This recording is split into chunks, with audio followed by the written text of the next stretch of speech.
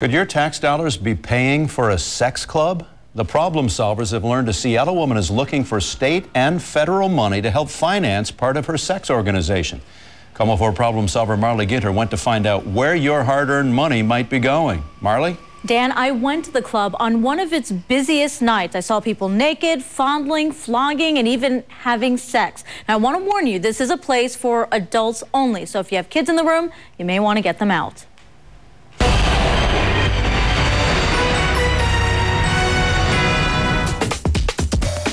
A little music, a little dance, a private room. And you and a partner can do whatever you want. Like that? People actually get tied up to this? They do, yes.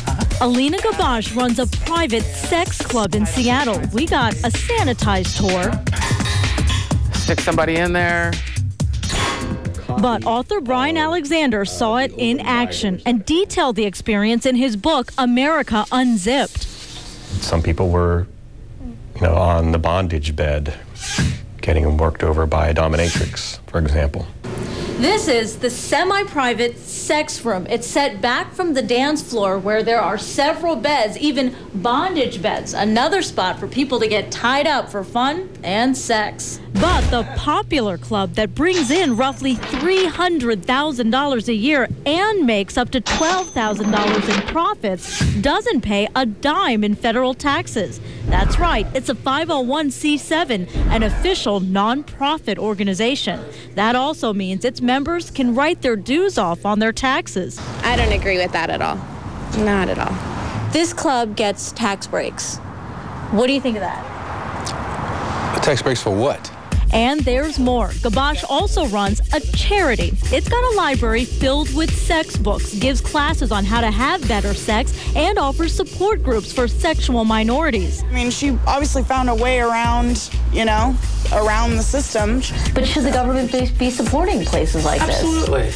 Gabash defends her tax breaks. She says her sex center even contributes to the arts by putting on an erotic art fair every year. So you guys won't even determine, hey, you're not a charity, you're a sex club.